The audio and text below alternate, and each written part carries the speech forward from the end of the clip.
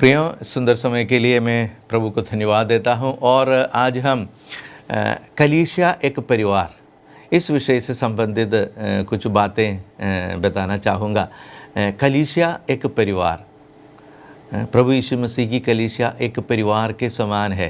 देखो प्रियो, बहुत सारे दृष्टांत हम इन बातों को जो नए नियम में हमको जो प्रेरितों की कामों में और जो पत्रिकाओं में हम इस विषय के बारे में जब हम देखते हैं, बहुत सारे उदाहरण हमको उस भाग से मिलता है।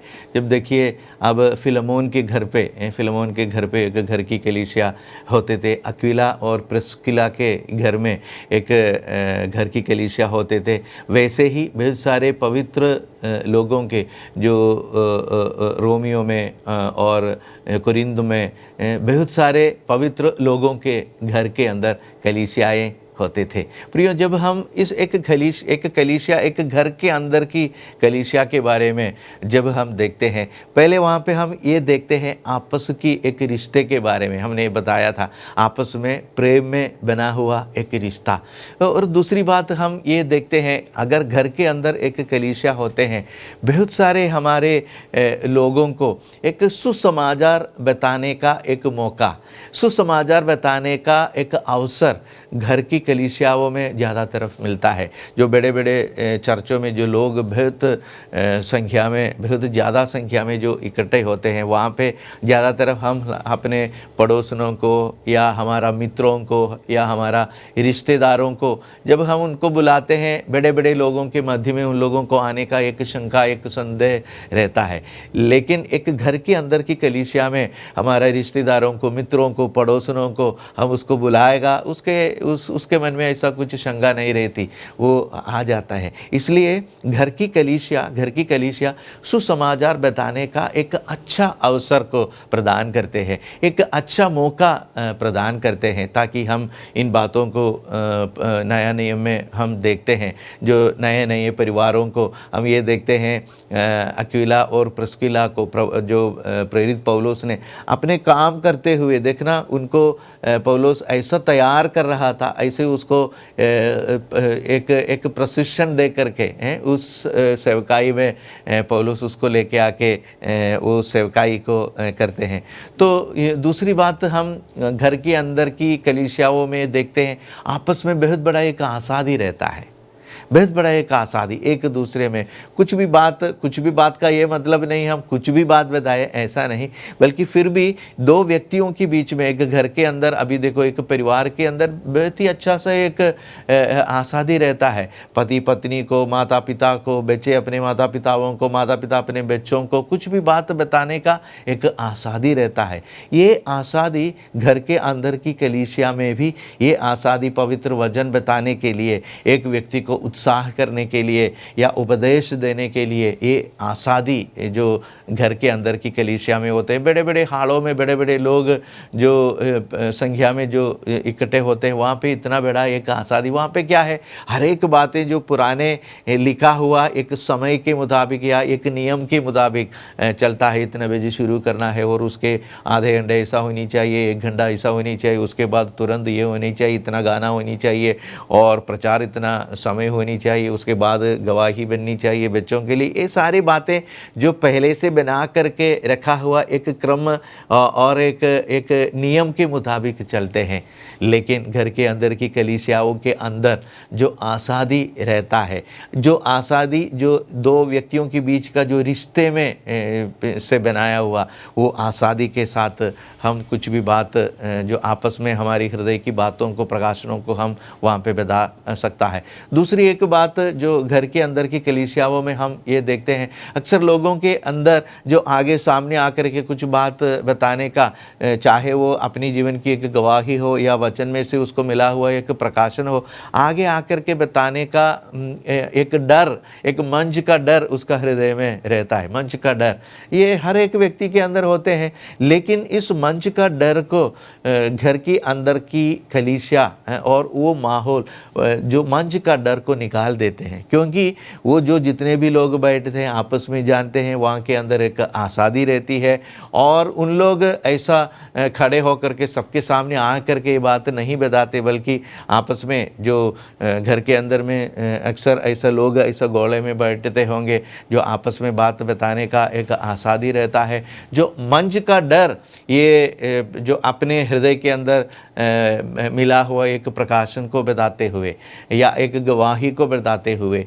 इस मंच का डर को निकालते हुए हम हर एक व्यक्ति उसको मिला हुआ एक वरदान में बढ़ते हुए हम देखते हैं। वरदानों में बढ़ने का बहुत बड़ा एक मौका घर की कलीसियाएं देते हैं। घर की कलीसियाओं में उनका ज़्यादा अवसर मिलता है। बड़े बड़े कलीसिया में क्या होते हैं कि सबको समय नहीं मिलता, और एक व्यक्ति जो कुछ एक प्रकाशन या छोटी सी एक संदेश बताने के लिए जो आते हैं, उनको मंच का डर भी होते हैं। कभी कभी उसके अंदर एक अच्छी रीति से वो बातें बाहर नहीं आते, तो लोग ऐसा सोचते हैं, तो सबका समय ऐसा गवाते हैं, ऐसा सोच सकते हैं। लेकिन घर की अंदर का जो कलीसिया में जो माहौल है, उसको समय भी मिलता है।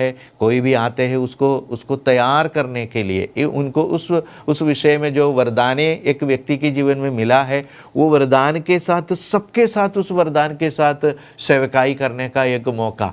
जो वरदान, चाहे वो एक गाना गाने का वरदान हो सकता है, एक संदेश लेकर के, एक वचन लेकर के उसमें एक प्रकाशन देने वाली वरदान हो सकता है, सहायता करने का वरदान हो सकता है, दूसरे को तैयार करने का एक वरदान हो सकता है। वरदाने, प्रभु यीशु का वरदाने तो विभिन्न है, लेकिन जो वरदान मिला है उनके उस वरदान के साथ जो सेवकाई को, जो कलीसिया को, जो जितने लोग इकट्ठे हुए सबको सेवकाई करने का एक मौका घर की कलीसियाओं में मिलता है। दूसरी बात यह है कि घर के अंदर जो लोग आपस में बैठते हैं, एक दूसरे को ज़्यादा जानने का भी एक मौका मिलता है।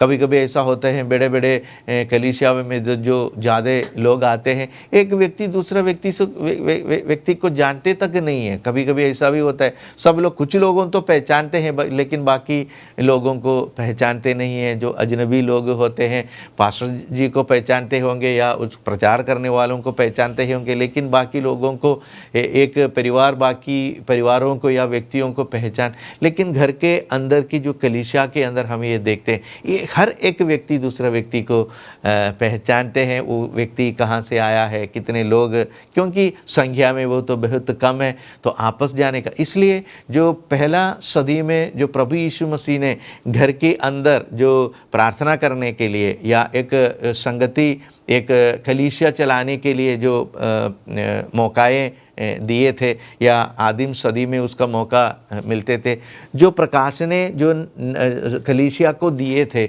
उसको लागू करने का बहुत सारे अवसर उनके जीवन में मिलते थे।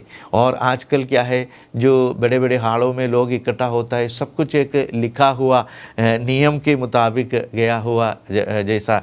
इसलिए देखो पतरस का पत्री में हम यूँ पढ़ते हैं, उनकी दूसरा अध्याय में, पहला पतरस का पत्री उसका दूसरा अध्याय में हम यूँ पढ़ते हैं, एक जीवित पत्थर के समान। वहाँ पे 5वां अध्याय में, पहला पतरस का पत्री दूसरा अध्याय उसका 5वां पद, तुम भी आप जीवित पत्थरों के समान।